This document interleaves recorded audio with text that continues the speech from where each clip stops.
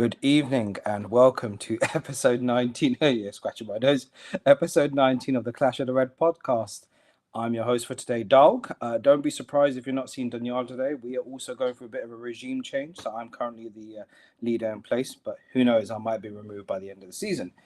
I am joined by two of my wonderful, esteemed colleagues, associates, acquaintances, brothers from other mothers, which is a bit complicated when you think about it, but forget it. Let's get cracking. Let me introduce you to them. We have our only Scouser Liverpool supporter today, Tamim. Hello, Tamim. How are you doing, sir? Hello, Dog. I am good, bro. Well, not so good after the draw to Burnley, which is unacceptable at home, but we'll get onto that later. And with our Liverpool supporter, we also have Daniel, who is a frustrated gooner. I don't know if that's a call for help, but it might be. For those of you men that are experiencing similar symptoms, please do check out a doctor for any kinds of premature issues. I'm just kidding, Daniel. How you doing, bro? We're all good in the hood. I'm okay. I'm okay. I've calmed down. Bad performance.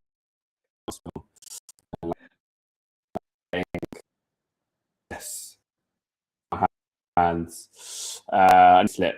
But yeah, we can definitely get into that today. But yeah, I guess we want to talk about AFCON, don't we, Doug? Yeah, we will get started with AFCON. There's quite a few things for us. Can I just also say, for those of you that are watching, if you enjoy our content, if you'd like to contribute, please hit the like and subscribe button. Our last show, we got a lot of people that joined that were part of the conversation.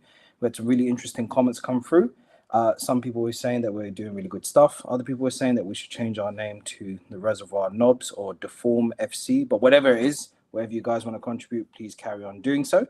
Daniel's just lost connection. I think that's what happens when you illegally stream off your phone.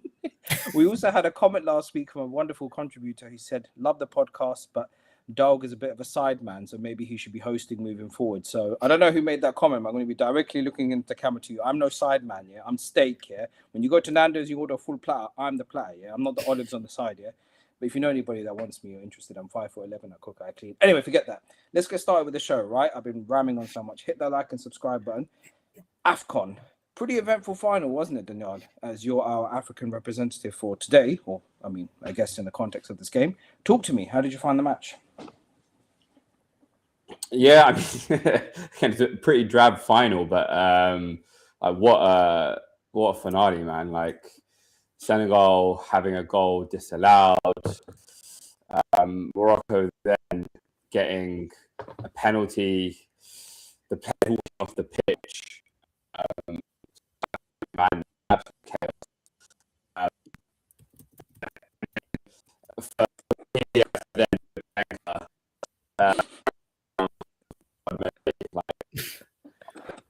Sounding a bit like R2D2 there.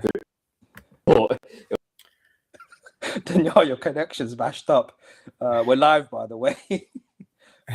Oh, he's gone now. Let me just try to predict what Daniel was saying. Great final. Arteta really was at the helm. Arteta dominated that game. Arteta showed Senegal how to win the trophy. He's the greatest manager ever. He's the greatest African manager ever. Sorry, Daniel. Start again, bro. Your connection was dropping. Most of our viewers may think you're in a Daft Punk video the way you were sounding. You sound like Jabba the Hutt, man.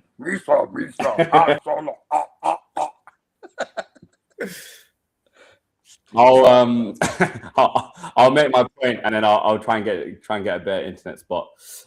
Yeah, I was just saying, like, a drab final, but what an ending! Like, Senegal having a goal harshly disallowed, Morocco getting a very, very dubious penalty that some of our PGMOL refs would be proud of. Like, honestly,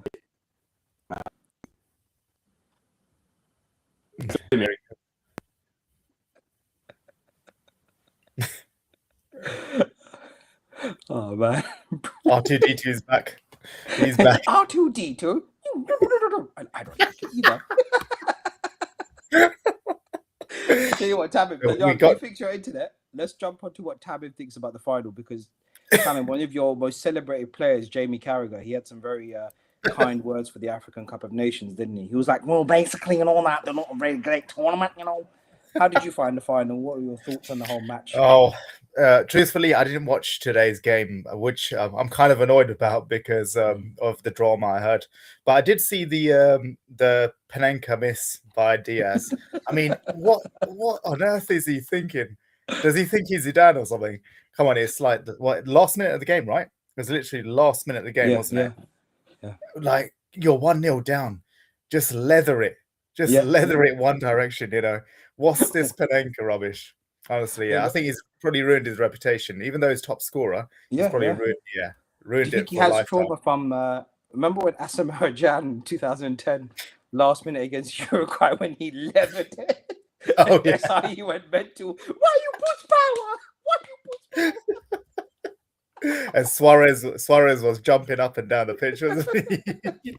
I was shocked at that penalty. That's one of the worst penalties I've ever seen. Yeah. It reminded me of That was remember bad. Ademola Lookman's one against West Ham. West Ham. Oh yeah, Yeah, remember? that was bad. That was the last one. Yeah. But yeah. This was Sorry, worse. Dinan. This was worse. You're back now. Gone. Yeah, He's back. we'll see how long it lasts for, and then I might have to move location. But yeah, like I think you probably covered the fact that like Senegal probably wrongly felt aggrieved before walking off in in disgust and anger, which is something I've never ever seen before in football in all my years of watching it. So quite shocking from that perspective, but like definitely kind of played into that psychological warfare element of like. By the time they did go back onto the pitch, there was a good 10-minute delay. Edouard Mendy going up to the ball, really kind of trying to put off Diaz as well. I think whatever Mendy did, did the job basically. Like it really did distract Diaz. And then after that, basically after the break, Gay coming in, putting an absolute rocket into the top roof. I got worthy of winning the final. I do think. And then, Morocco basically having maybe nothing left to give really. Like, if any team looked like they were going to get the second or third goal, it was Senegal. Like, Sharif missing an open goal, which again was also quite shocking. I felt sorry for Morocco. They haven't won an AFCON for a number of years now. It was in their home nation as well. Obviously, this doesn't put to bed the accusations that they were getting favoritism from some of the referees because they were the home nation. What an end to AFCON. What do you think about that? With Senegal walking off, what do you think about that? Because, like you said about the favoritism from the refs and, standing up for what could be potential corruption is a good thing. But at the same time, is walking off the answer. What do you think? What do you think of that? Yeah, it's an interesting point. I think you have to think about the amount of thousands of people that were in that arena, that were in that stadium. Your own fans as well, like the Senegal fans. Like they deserve to see an ending to this tournament, even if you felt aggrieved in that moment of time. It was a 10-minute protest, and Mane and maybe some of the head coaches of Senegal ushered them back onto the pitch at some point. But it definitely did the trick to make sure that Morocco missed the penalty. I saw some things online saying, "Oh, do you do that on purpose?" Because he felt it was unjust. But no, I just think he got into his own head. He was being too clever for his own good. I think there's ways to go about protesting corruption. I think you have to think about who's watching at that moment in time and think about that audience. That's my take. You enjoyed the tournament? Sorry, after you. Oh, were you asking what my thoughts are, Dinan? About the I pretty much agree with you. I think, there's a time and a place to protest like what you think might be corruption. I don't think that's the time and the place. Like I said, there's fans all over the world that are watching. There's your own fans watching the game, and ultimately walking off like that doesn't really. It's only going to harm your team. So I don't think that was the right way to do it.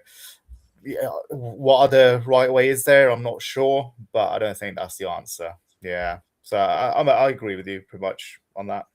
I mean, it could be like, refusing to take part in future tournaments, or like, boycotting certain things in the future. Yeah. Their own FA raising concerns. But yeah. Yeah. You enjoyed the tournament overall? I can't say I was too engaged with it. I did watch the knockout stages, the last couple of rounds. But yeah, like I'm never immensely glued to the earlier rounds of any really international tournament, unless it's like a World Cup or something, and it's like football on. Yeah. Did you tune into AFCON? My dad was watching a lot of it. Yeah, it was pretty. I think he was kind of rooting for Salah and Mane. He just didn't care what happened as long as those two kind of get their just. I think he was kind of rooting quite a lot for Senegal just because he was always annoyed when he left Liverpool. He's not a Liverpool supporter, but he's always been a big fan of him. He just thinks he's a really good role model and a player. I mean, if you obviously discount what he did to Leroy Sané. But no, yeah, I think it's a good result. It's just a shame that AFCON doesn't get as much attention as it's probably worthy of. But my only problem with the kind of final is that it just became a bit farcical. So I'm just a bit concerned. Would that have implications going forward? Sometimes you get commentators talk about how, oh yeah, it's corrupt. You can't trust tournaments like this, and they'll kind of move away. But it's all politics, isn't it? Football's essentially a game or a sport, I guess, around the world. Even cricket is all about money, at the end of the day. So yeah. Fun times. Interesting result, wasn't it? By the way, for those of you who are watching, please do like and subscribe. And don't hesitate to drop a comment in the chat. We really appreciate any comment you have for us, good, bad, and ugly, and any kind of referrals as well. And like and subscribe. We are always producing content every week. Apologies in advance. We don't have Zaid or Omar joining us today, but they will be with us next time. They have more important things to do, to be honest with you. Plus, it's 11:30 on a Sunday. Most of us have got to work tomorrow, so they're probably thinking about the P as opposed to discussing the P podcast with Tamim and Danielle. I'll shut up now. Right, that's enough about AFCON. Shall we move on to more prescient things? The Premier League. I'm not sure whether you're in a happier mood than Danielle. I don't know how you're feeling, but Arsenal obviously drew 0-0. United won 2-0. Liverpool obviously drew 1-1 as well. And as it stands, Arsenal are sitting pretty nicely at the top. How are you feeling about everything so far? Yeah, I think as my title says, frustrated Gooner. I'm glad we didn't pod yesterday because I think my head was on Mars yesterday after us really squandering that chance to get a 9-point lead over Manchester City. After Man United did us a solid, I have to say, like really played Manchester City off the park at the 12:30 kickoff. And it put the pressure back onto Arsenal to go and get that result away at Forest. And I think this is the most frustrated I've been all season. It felt like Arsenal of last season, just like a lot of defensive stability, but lacking that clinical edge. I think that psychological aspect of the title race maybe played into Arsenal's downfall a little bit with this fixture. I can't shake this feeling that if Arsenal had played earlier before Manchester City, they might have beaten Forest.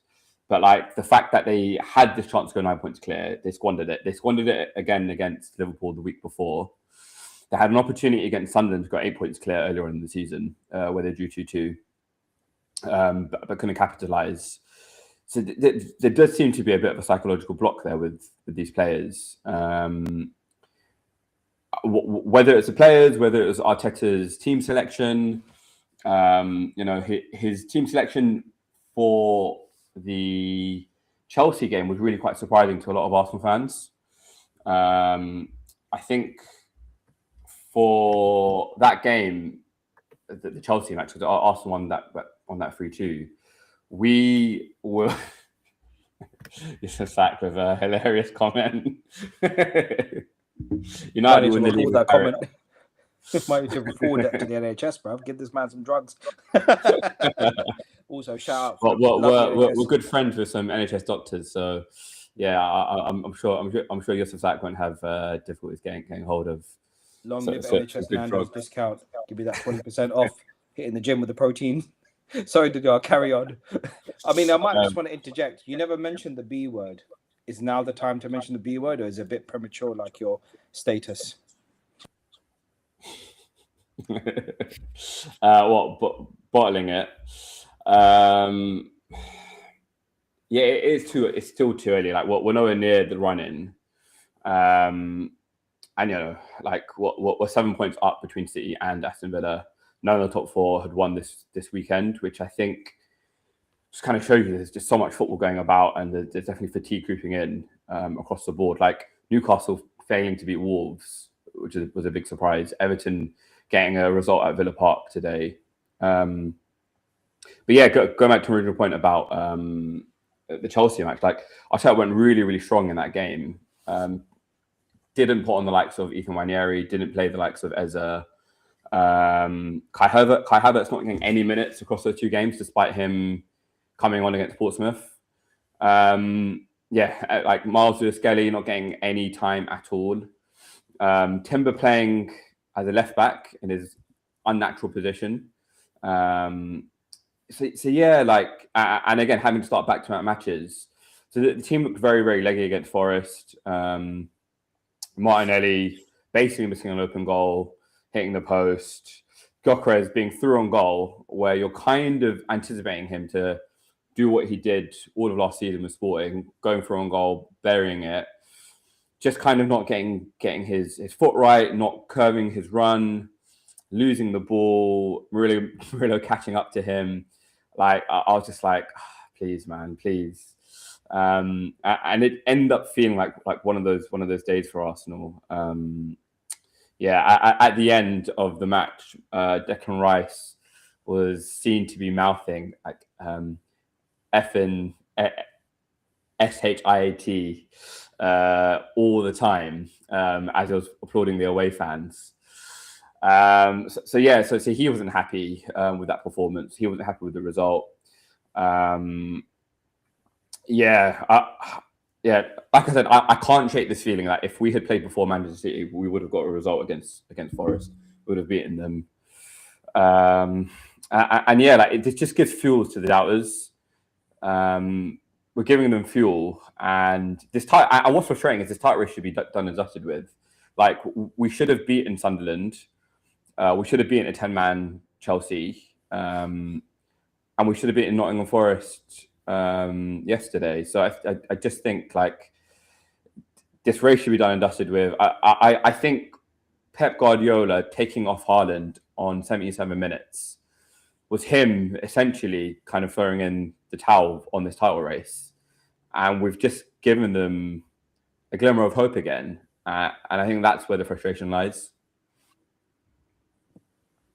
I mean, I don't. I think.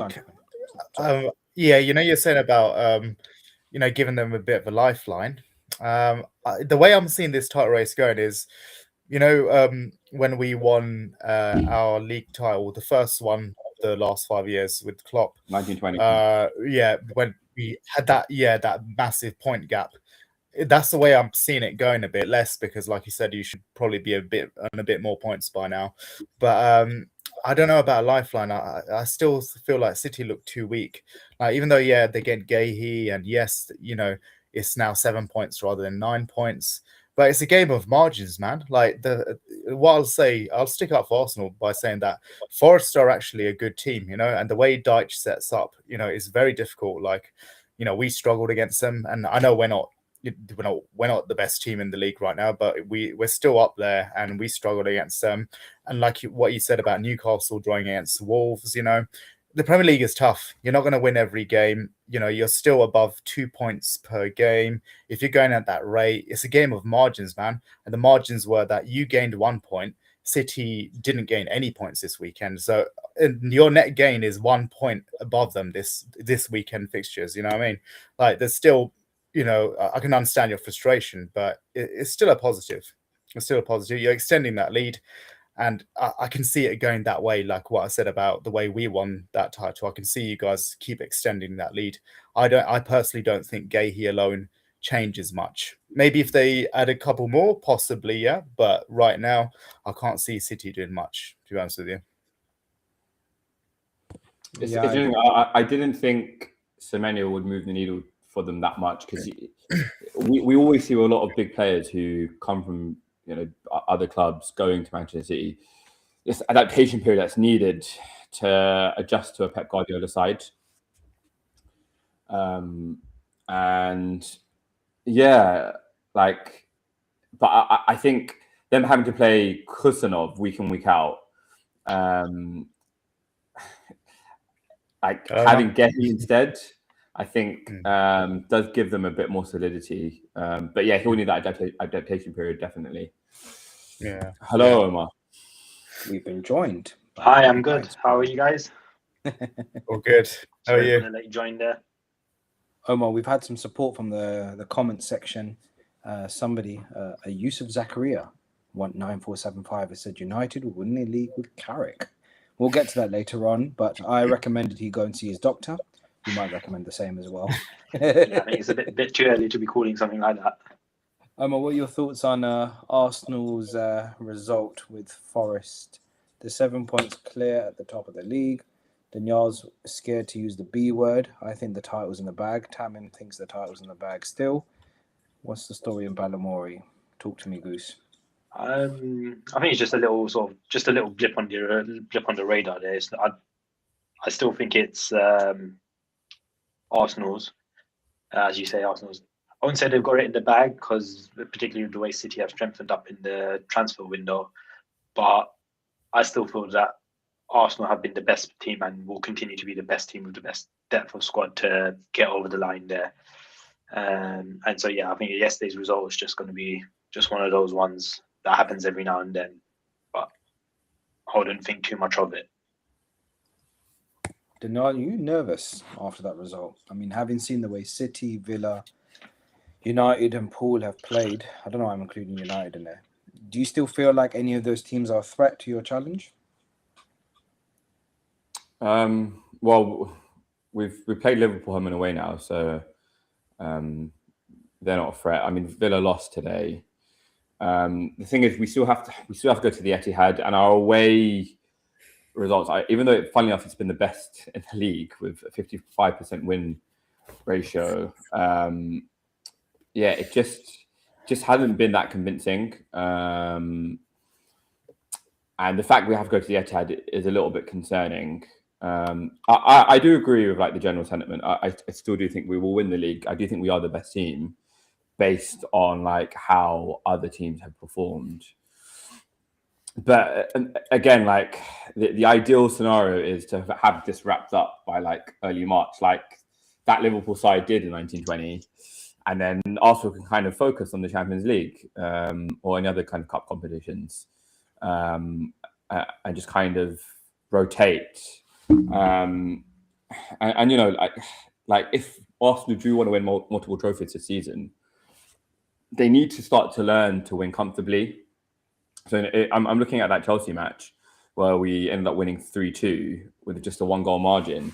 That should have been a 3-1. It should have been a 4-1 based on our dominance against them. And, Kepa kind of flapping at the ball, something that Raya definitely wouldn't have done. He would have either got a punch on it or would have caught it. Again, it gives Chelsea a bit of hope for the second leg. And now, Arteta has to go strong in that second leg to get to that final. I might be being a bit neurotic here, and I didn't release this short about maybe that psychological pressure of facing Manchester City in the League Cup final, which looks like it will be Arsenal versus City at Wembley. But yeah, I just had this thought of 1999, Arsenal facing Manchester United in the semi-final, Arsenal having a good lead in the league that year, and Arsenal letting it slip, basically, after Giggs went on that run. And United winning everything and Arsenal finishing with nothing. Like, again, I might sound really, really neurotic here, and a bit of a worrier, but yeah, I did have that thought after the Arsenal Chelsea game. But yeah, that United match, that was a good day for men with hairy chests. Thank you, Ryan. It was a bad day for his brother. But yeah, carry on. That game made that guy immortal. He could sleep with whoever he wants to sleep with. It. He says, "Let me go with my brother's wife in it." What a scumbag! Sorry, carry on. I'm taking a bit of a detour here, but yeah. Funnily enough, Ferguson in the Arsene Wenger documentary on Amazon was like, if we didn't go, as in if United didn't go and win the treble that year, he didn't think Arsenal go undefeated in 2003-2004. Like, the Arsenal Man United rivalry was because each other kind of spurring each other on. So it's just quite interesting looking at it from that dynamic. But yeah, like, again, we have to start winning games comfortably, and it's not getting any easier. Like, we saw how well United played against Manchester City this weekend. Arsenal will find it tough at the Emirates next week on Sunday. And if we don't get that early goal, you can imagine the nerves of the crowd building up again, like it happened at the Liverpool match. That tension, that cortisol building up. So yeah, like we have to learn to win comfortably for their own sake, and I guess for all our own sanity as well. Tamim, what do you think about what Daniel said? We do not care. Yeah, I guess, we're out of the title race, man. So yeah, my care is pretty low. But no, I mean, looking at it, obviously I still have the interest in the Premier League and how it ends up being. Yeah, I still think it's Arsenal's in the bag. And do I think they're going to bottle it? I think this year it feels different. It feels different because they've got that depth. They've got the experience now of being in 3 title races now. So that experience goes a long way. They've had the same core players for quite a while now. They've got the manager at the helm that's been there for a while and developed deep relationships with the players. And, when you just watch them play, like, even when you play not at your best, you're still solid at the back, which is very important. And you're still creating loads of chances where, you're gonna eventually score goals. So I think, you look miles better than Man City. I don't think Villa were there in the title race in the first place. They're just doing pretty well as they are, but they're not really title contenders, in my opinion. It could have been us in the title race, but we're just too far off now, even if we fix things. So it's between you and City, and right now you're still looking much better than City. I don't think the bottling is going to happen as much as I'd like it to. I don't think it's going to happen. I think this year is finally clicking all into place, and the depth is the game changer, in my opinion. Bringing on Jesus, bringing on Havertz, Eze off the bench. If you're playing a crap game, that's brilliant. That's game changers right there. It's again, I'm going to make a United 99 comparison, but you kind of have to beat Arsenal twice now. Like that 99 team when Solskjaer, so when York was getting tired, when Cole was getting tired, Fergie would bring on Ole Gunnar Solskjaer, and the likes of those sorts of players. So yeah, Arteta kind of has that at his disposal now, which he's never really had the opportunity to do so before. I remember in our first title race a couple of seasons ago with Manchester City, we had a bunch of academy kids on the bench. So yeah, I hope you're right, Tamim. I do think we'll get over the line just because I don't think everyone else is up to our level. Speaking of Aston Villa, though, did you hear Unai Emery's comments about Villa's ambitions this season? No, I did not. Would I be half-right in thinking that he said good evening? Like something good evening? I'm pretty sure he did say that. But essentially, he just said that I don't think this Villa side is good enough to get top 5, which is really surprising because they are literally in the top 3. And when the interviewer asks why, he just remained silent, like a really awkward silence at the end. Again, it was just really, really surprising. It sounds like me on a date. Nah, It's just being humble, innit? Like, no, I'm not a good partner. Not a good partner. I think that's just such a demoralizing thing to say, though. Like, imagine you're playing under Unai and you hear that. Imagine you're one of the Villa players. I'm not going to pretend like I'm a world-class coach, but I know a thing or two about. We all know about people skills, right? And I don't think that's. Come on, man. You're not gonna like hearing that if you're a Villa player. That's not The gonna do you language any barrier, good. in my bro. It's opinion. probably a language barrier. No, Unai still looks like he uses Duolingo, innit? Okay. Might have a dog. he knew exactly what he was saying there. By the way, He's still a loser, isn't he? Fully agree with you, Tamim. Like, you know, if you're Morgan Rogers, if you're Ollie Watkins, and you hear your manager saying this about you, really demoralizing, man.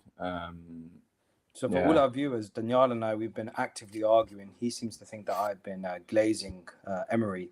For those of you wondering, glazing is a urban term meaning like, and like is a term that we use to tell you to like and subscribe when you get the chance to do so. If you're enjoying the show, I'm a big fan of Emery, man. I mean, this is a conversation for another day, but I don't know. I just feel like he brings himself down a bit, you know. I like what he's done. I'm waiting for Villa to have a capitulation where they just lose like 4 or 5 on the trot and they end up like 5th or 6th. But Daniel has some sort of hate agenda against him, man.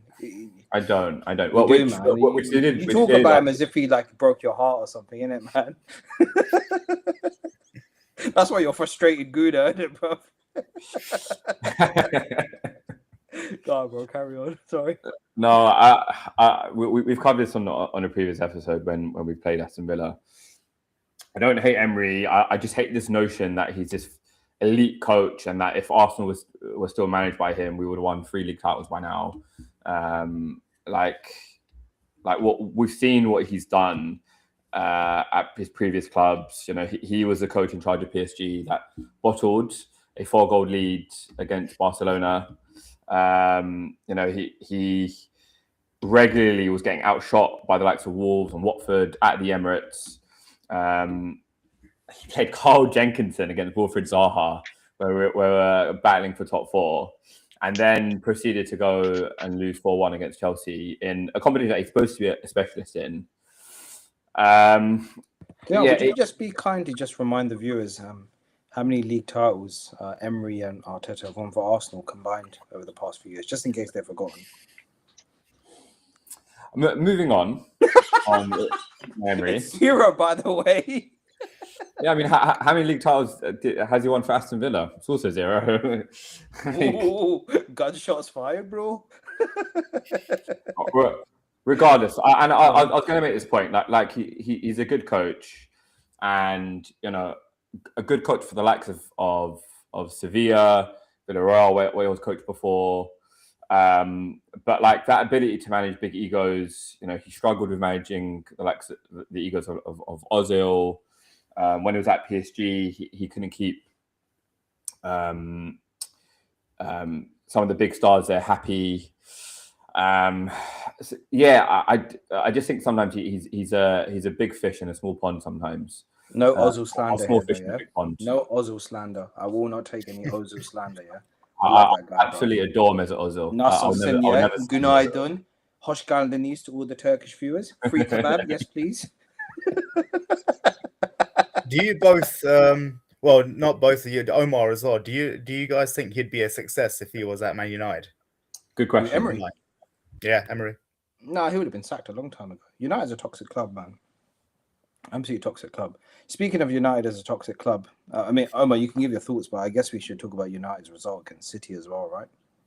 Omar, do you want to answer the whole Emery question, and then we'll sorry, it's like a Teams meeting. I don't know if he would have handled as Daniel said. I don't know if he would have handled the management aspect of it. Well, tactically and stuff like that, he might have done all right, but managing United is a whole nother level in terms of the amount of media scrutiny that is on that club. So yeah, I think he would have struggled with that element of it. Like, particularly if it's like things like criticizing the Aston Villa players the way he did today, in the post-Ferguson era, that I don't think he would have worked well. tactically, yeah, he might have been sound. If he was in as a head coach only, maybe he would have been all right. But yeah, I think overall, I don't think he would have lasted more than 2 seasons at most. You know what? That interview felt very like remember Conte's post-match presser? Yeah. Where they drew against Southampton. That's what it felt like almost a plea to get sacked, but like Yeah, it almost came out of the blue. It just really, really random. And even the Sky Sports guys like Jamie Redknapp and I think Ashley Young was in the studio that they were just really, really confused by it. Really quite baffling, to be fair. I wouldn't be surprised if there's something that's happened in the behind the scenes, either with the higher ups or with the squad itself. Yeah, good point. So bust up some argument that we'll probably end up finding out in the next few weeks. Yeah, that's a good point. I guess we should move on to United, right? So a new manager at United. They seem to be changing managers more than Kim Kardashian's been changing partners. And Michael Carrick's first result, he's done the 2-0 over City. That was a really bad Sean Connery impression. I guess Omar, Zahid, you guys predicted City may get humbled by United, and they seem to have been humbled. Thoughts on the game, Omar? No, it was a very happy day watching that match. Felt like watching the United of old. Wayne Rooney put it best himself when he says that when we talk about the DNA of United, that match was an example of it. Fast attacking football, breaking on the counter, solid defensively. The question is this just a bit of a new manager bounce, or is this something that we can actually sustain? Especially where we're up against City, so we're up against that. We'll bring our A game for a game like that. Maybe bring it again against Arsenal next week, but can we do it on a cold, wet night in Stoke? We'll have to wait and see. So yeah, I think we'll see those more mid-table, bottom of the table games. That's where we tend to struggle a little bit more. So if we can play like that against those teams, then yeah, maybe we're onto something. But I would hold off on making any prediction like the commenter made about winning the league with Carrick. So I think we're still a long way off before anything like that will happen. Yeah, it's like one of the commenters in the last pod said I'm a sideman because I don't hype up or glaze United. So I guess I'll make a sideman comment right now by just saying this is a new manager bounce situation. United does this all the time. They get a new coach in, they win, and everyone gets excited. And then they obviously they end up being flaccid in the next game. I do like Carrick, though. I'd much rather United go for someone like him. I don't want to quote Arteta and say we should do something similar to what Arsenal's done, but maybe we just need someone a bit more homegrown that understands the United ethos. I feel like every manager that's come before, with the exception of Oli, they've all kind of had to come into a system or a club that's just so set in its ways, and maybe it's better to have someone who's an exact product of the club. So maybe Carrick could be that guy, but yeah, I did see a little segment where they were kind of playing tiki-taka sort of type thing, doing like a Bermuda Triangle type move, which I thought, okay, this is fun. People got their £60 worth of ticket admission price when they saw that, but I don't know. New manager bounce for me. Yeah. Omar. Daniel, time in. Want to jump in? Yeah, you know what? The thing, I was just surprised at how much you dominated them. And you're saying about like the new manager bounce. Yeah, I mean, but I feel like there was clear, massive tactical changes there that you showed actual capabilities of the players that you have. Like Mainu, he played really well. I think the formation you did, it didn't seem like a new manager type bounce performance. It just felt like, because that would be more like, I feel like on the counter attack, you'd score some great goals, and that's what I'd classify as a new manager bounce kind of game. But this was a clear tactical, masterclass from Carrick there, and his domination, XG wise, possession, shots. It was a comfortable victory for Man United. And as I was saying, what Carrick did with Mainu and the formation. I don't know if you guys agree, but it looked really good from you guys. You lot made City look amateur almost. Yeah. Well, the way he had mine at the end, I thought he was going to adopt him. I was like, I haven't seen mine do that. Sorry, Omar. No, I was just saying, I was really glad to see him back on the pitch and playing good football there. I think with Amorim, my main critique of him was how he handled the academy players. Like tactically, I know he was stubborn and stuff like that, but I could give some leeway in that. You could see there was some progress there. But my main criticism was how he handled the players like Kobe Mainu and stuff like that. So, you know, benching them or critiquing, particularly when he critiqued some of the players that were on loan, which felt a bit not unnecessary. Well, yeah, a bit unnecessary at the time. So, yeah. Danielle, what did you make of the game? I mean, I guess for you, you must have been pretty happy. Your Yeah, main man. rival's getting humbled at the theatre of memes. Yeah, I absolutely threw with that result. Thank you, Man United, for helping us extend our lead by. Sorry, say that again. Thank you. Yeah, thank you, Man United, for One more helping us. time. Don't push it. Like there was an intensity and passion with how United played. Really epitomized really by Dallow's tackle, which was an orange card. Like there wasn't an intention to go and do him one, but like it was one of those ones where it doesn't look good where it's slowed down. So maybe a tad fortunate he didn't get sent off that early. But yeah, just likes of Martinez and Maguire all over Harden like an absolute rash. I think how Carrick set up was to kind of play on the counter, but it was deliberate. Like City had a lot of sterile possession, and then he ended up taking off, as in Pep ended up taking off Elaine, taking off Foden, trying to go for the ballers, trying to get that possession football again. And yeah, like City just came off second best. 2 offside goals in that first half as well. Yeah. Which again, like just showed you like you're getting in time and time again, which was super, super impressive. I mean, like from an Arsenal perspective, next week, like we have to be super careful of that threat on the counter, particularly on the wings with the likes of Ahmad and Brian Mbeumo being back now. Really, really hoping we have Calafiori back for next weekend because, our fullbacks will have a tough time against the wingers. But yeah, really pleased with that result. Hopefully it won't be sustained.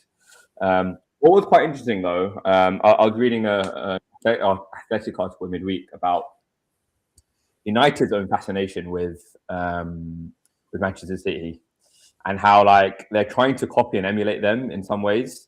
So like taking the likes of Owen Barada, CEO who previously at City. Was Jason Walker like City as well, Omar, at one point? He was, yeah.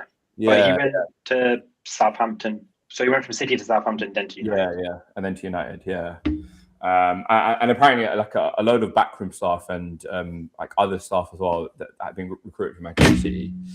So I find that quite interesting as well. That despite the 115 charges leveled at City, that there's still an admiration for how they can conduct their football business and for how well coached they are.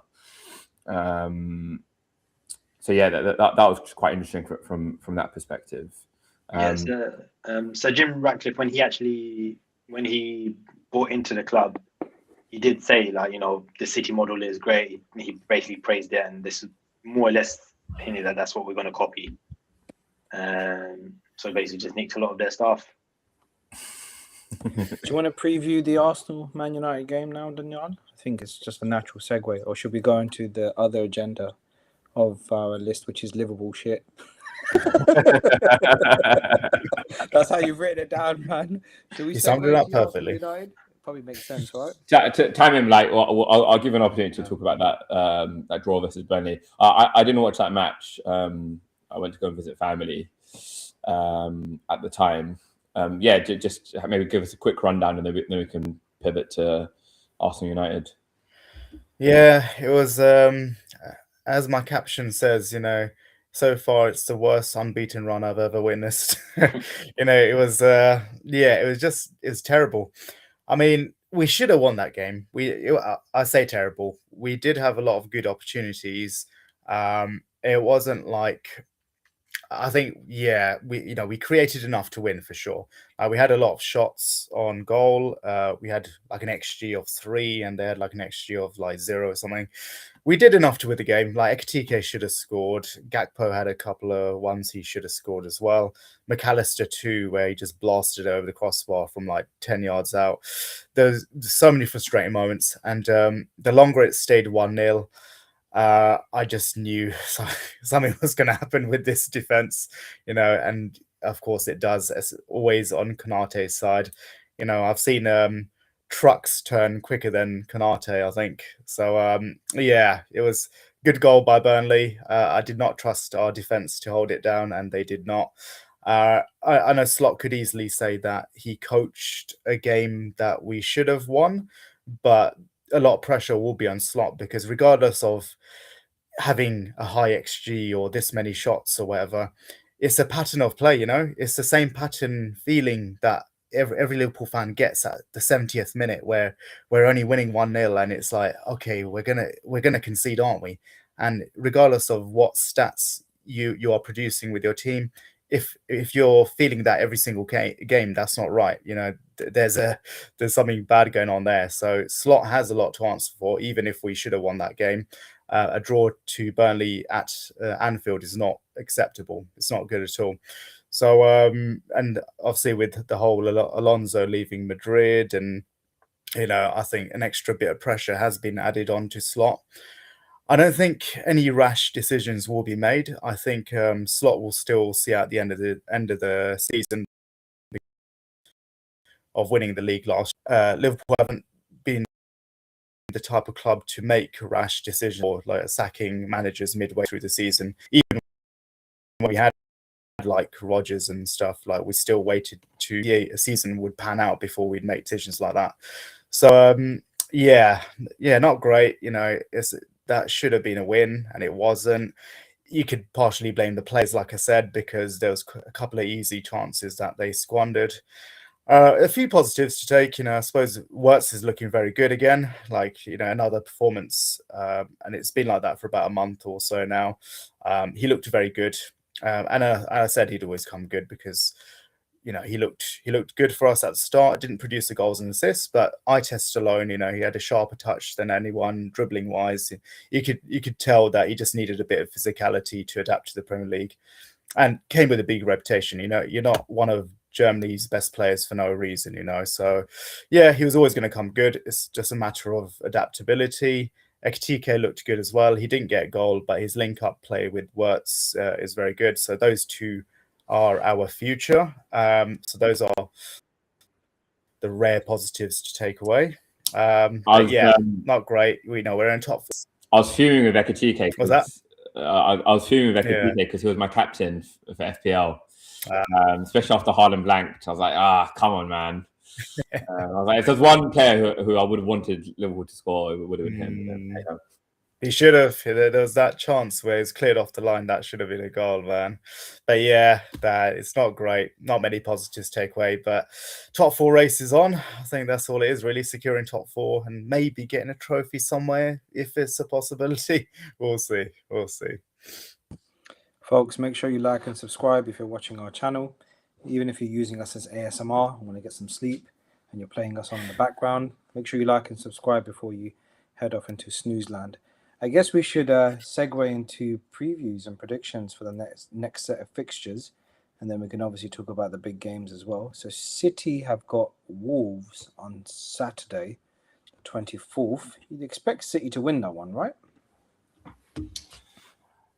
Yeah, I would, but I don't think it's going to be a walk in the park by any stretch of the imagination. Wolves have turned a bit of a corner in terms of their form and how they've been playing. Like they drew 0-0 today, as I mentioned, Newcastle, while they were at home, and even some of the performances since that performance at the Emirates have been quite good. Like they managed to beat West Ham 3-0. So yeah, they'll make life tough for Manchester City. Again, I do expect to see you win, but yeah, let's see. What's your prediction, Daniel? Tamim, Omar? Omar, you're on mute, bro. Probably say, like Daniel, I'm thinking City haven't been great, and if things aren't going right, any team in the Premier League is going to be tough. I think Wolves, they've played quite well in a lot of games. They just haven't produced results. I've seen a lot of their games, and they haven't been final sort of end product. I think they're going to make it difficult for City, but then I also fear for Wolves. Like, is Pep going to really take it out on them, or City going to really take it out of them? I'll go 2-0. Yeah, I'll go 2-0 City. Omar? I'll probably go 3-0 City. I reckon they'll be looking for a bounce back after what's happened this week, particularly with the way that they performed. Pep's not going to be happy. So, I reckon a 3-0 win. Plus, they're playing at home. So, yeah. Daniel, would you predict? Yeah, I think kind of agree with Tamim. The thing is, there's also Champions League fixtures in midweek, and City would want to go full strength, I think, against Bodo Glimt. They want to secure that top 8 spot. Not that it will have too much of an impact on their game against Wolves. I predict maybe a 2-0 win for City on Saturday. By the way, Tamim, I love your microphone. And to all our viewers today, if you like and subscribe over the course of the next 3 episodes, Tamim's going to be singing Whitney Houston if if Arsenal win the league, which looks very likely. Can you imagine him? Oh shit! I'm saving all my love for you. I've made no promises to sing anything. Don't lie. Lie to the public. Just say you will, so we get more likes and subscribes. Okay? No. I can't do that. And then at 5:30, Tamim, Liverpool's playing Bournemouth. They're away. So, what are your thoughts, predictions on that game as well? Oh no, I'm not sure, man. Bournemouth on the counter attack are pretty deadly. Yeah, they don't have Semenyo, but still going to be a tough one. I think we'll come out that 2-1, I reckon. Tough game. I'm being a bit, hoping a bit of optimism there. 2-1 for Liverpool. Omar?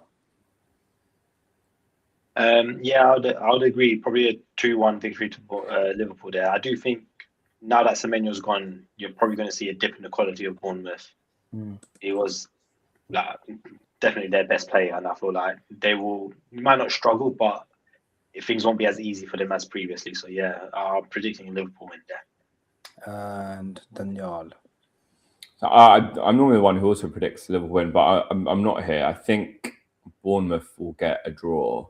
I think a 2-2.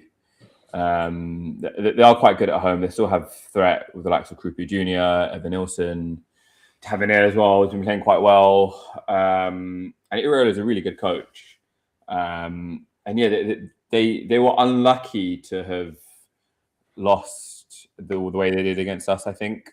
Maybe they weren't unlucky in terms of XG, but 3-2 defeat isn't anything to be scoffed at. And I think I think they'll match Liverpool next weekend. I reckon it'll be a really boring draw. I think Slot's probably cracked the code like, hey, if I draw the games, I can be unbeaten and I don't have to lose my job. But maybe it'll be a draw.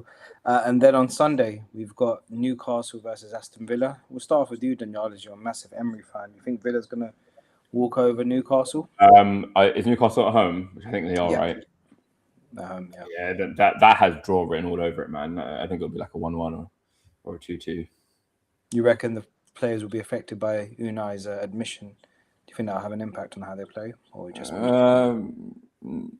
maybe not massively, but like they might start down tooling if they think their coach doesn't believe in them.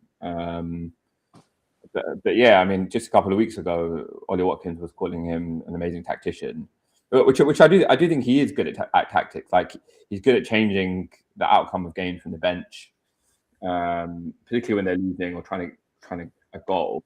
But what he doesn't do too well is when he's leading a game of football, and then he tries to hold on to what he has. It just goes against him. Like, he invites the pressure on and tries to catch him on the counter attack, and it just doesn't work all the time.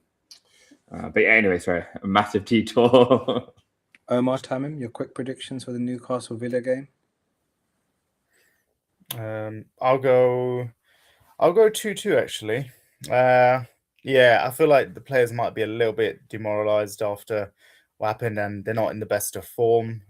So Yeah, I'm either leaning towards a draw or a Newcastle win. Actually, I'll go 2-2. Omar? I'm going to go for. I think it's going to be a boring game. I reckon it's going to be a 0-0 stalemate. Brilliant. And then on 4:30 on Sunday, we have the big game, Arsenal United. By this point, Arsenal would know how much their lead has been extended by. I guess I'm going to start with you, Tamim, because I want Daniel to take up most of the airtime. What do you think the prediction is going to be for that one? It's so hard to tell. Like, what's going to happen with United? You know, are they going to perform like they did against City? Was it the new manager bounce, or was it a clear tactical change that was needed? I'm going to say that it's going to be difficult for Arsenal, and I can't see United winning, but I think United will get something. I'll go a draw. I'm going to go 1-1. Omar? I'm predicting it's going to be a tough match. I think it's going to be a tie match. Both teams going for it. I predict a 2-1 win to Arsenal. Okay. But it will be a late winner, I reckon. 80-something minutes. Typical Arsenal winner, and Daniel? Yeah, fully agree. Like this is not going to be a walk in the park for Arsenal. I think if we have Ricardo Calafiori back, which is quite hopeful at this moment in time, then I do see us keeping a clean sheet. If he's not back and we're having to play Timber again at left back and Ben White at right back, I can see you guys getting some joy on our wings. Yeah, if Calafiori starts, I predict a 2-0 win to Arsenal. If he doesn't, then a 2-1. And that's my heart saying that. My head is like thinking, oh, flip. United have just come and whooped City. They're going to come to the Emirates and nick a draw or something. But yeah, heart is saying 2-1, and I'll stick to 2-1. You nervous? You don't think these United teams like on Viagra now after that win against City? They're just going to be ploughing, performing as much as they can, or? No, we're undefeated at the Emirates this season. So it has become a fortress for us this year in particular. Again, yeah, these runs are meant to be broken and all that sort of stuff. But I don't beating us. But yeah, like again, like what I mentioned earlier, if we don't get that early goal, the nerves in the crowd might have an impact on the game. So yeah, like for our sake, I really, really hope we get an early goal, just to ease those nerves and yeah, let them relax a little bit. Like I think we saw with like Gyökeres, for example, with the Arsenal Chelsea game. As soon as he got his goal, he just sort of relaxed a little bit. Like his touches seemed a lot more crisper. He made a nice little layoff for Zubimendi for his goal. So yeah, so hopefully they can kind of play with a little bit less pressure if we get that early goal. But yeah, what we see with Arsenal, if we get that first goal, we tend to win football. So let's see. Daniel, if you guys lose, I've got you saying thank you United 3 times. I'll turn that into a soundbite. God, all right, yeah. I said it maybe twice because I thought you didn't hear me the second time. Your connection dropped again. Yeah, so you heard it 3 times. If Arsenal lose, just for example, let's just say they lose. It still wouldn't kind of dampen your title charge, though, right? Or would that just be like a one-off? Like, would you rather they lose now to United side that quote unquote looks rampant, or would you rather take a loss later on? That's a really dumb question, but what I'm trying to say is that. What would you rather bottle it now, or do you want to bottle it later on in the season? Inshallah. Always say inshallah when you say bottle and Arsenal. Okay, it's very important. Fuck Allah, man. Or you could reframe it like you're going to lose at some point in the season. So would you rather lose now, or would you rather lose later? I'd rather lose once the league is wrapped up.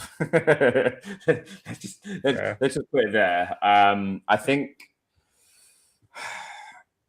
Again, like it was one good performance to say that United side was rampant.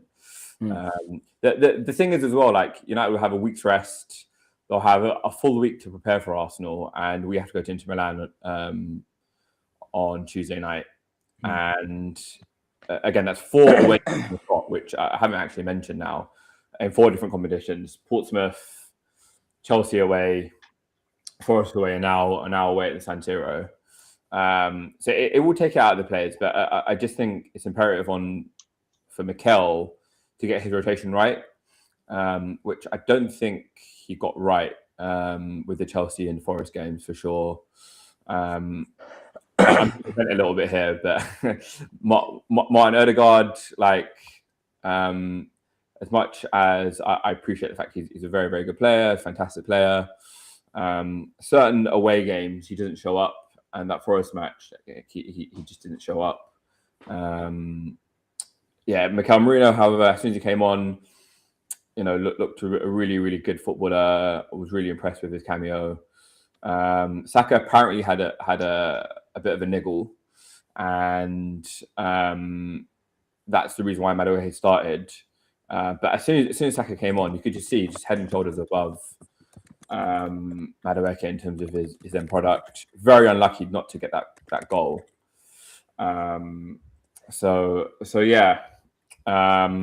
Let's see what happens at the San Siro, and let's see who he plays in those two games and those two fixtures. But yeah, I'll be there. I'll air my thoughts at the end of the match as always. I don't know. I think it's going to be a pretty good game. It'll be end to end. I think either United will win 3-2, like a last minute one, or Arsenal will kind of just steal it in the last moment. It'll be like a 3-1. Remember that game where you beat us, where we were dressed like Beetlejuice, the black and white kid? Where was it Rice or someone that did that little feint, and one of our defenders slipped? Yeah, it might be one of those games. I hope not. It's going to be unbearable. Yeah. A great day at the Emirates that day, like with Garnacho's goal being ruled out, Ten Hag mentioning it in every single press conference afterwards, and then he's learning from Arteta. Rice getting that winner, Jesus sending, was it Dallo in space? That's it, Jesus, yeah. Jesus. It's Jesus, but I can't even say his name properly. It's Jesus. Brilliant. Yeah, it'll be interesting. I reckon Arsenal will still win, but I don't know. I don't expect Arsenal to bottle it, man. People, people who are watching this right now who don't have lives at 12:30. I'm just kidding. Please like and subscribe. Yeah, we really need it. Okay? People think that I just hate Arsenal, and I do. Anyway, moving on. I thought there's gonna be a bit of redemption there or something. Redemption? You stupid. I just say that. Okay, that says Manchester United. It doesn't say Arteta. Stuck with I've got Shaitan there. You don't do that, but close to the Ramadan. I mean, that's everything, right? Any other thoughts? How's everyone doing? All good. Like I said, bro, I just hope Arteta rotates nicely against Inter Milan. Would like to see Miles Skelly get some minutes. Would like to see maybe Ethan Waneri come on, get some minutes as well. Eza hasn't played too much football, and I think there's been a lot of discontent in the Arsenal fan base about how little we have seen of him since his mistake at Aston Villa earlier in December. So yeah, let's see what Arteta does. But yeah, really looking forward to both matches. Sure. Everyone who's watching today, please make dua. Arsenal lose. 2 hands. No, absolutely not. Make Arsenal win. I'm gonna cut you off there, bro. Tabim Omar. Gonna regain control of this pod. Huh? I'm gonna regain control of this pod if you blaspheme. Oh, look, regime change again, bro. Tabim Omar, any final thoughts? All good. Enjoyed the episode as always. All good. Brilliant. Well, as my ex-girlfriend once said to me on Valentine's Day, it's time to wrap this up. So thank you very much for watching today's show. My mum's watching today. She's actually got a life. Watching today's show. If you enjoyed our content, if you enjoy, that was a very bad impression, a bit racist as well. If you enjoy seeing this casual racism, if you enjoy seeing my mild symptoms of depression and loneliness, or if you enjoy seeing Danyal's analysis, if you enjoy seeing Danyal refer to Mikel Arteta as Mikel, as if he knows him as a friend or personal friend, if you enjoy seeing Tamin telling us his delusional thoughts on why Liverpool are a great team, and if you enjoy seeing Omar talk about Manchester United whilst he's doing some bookkeeping, then please hit the like and subscribe button. We produce content every week. We value your contributions. And I think that's everything I have to say. So be well. And in the words of Spock, go peacefully.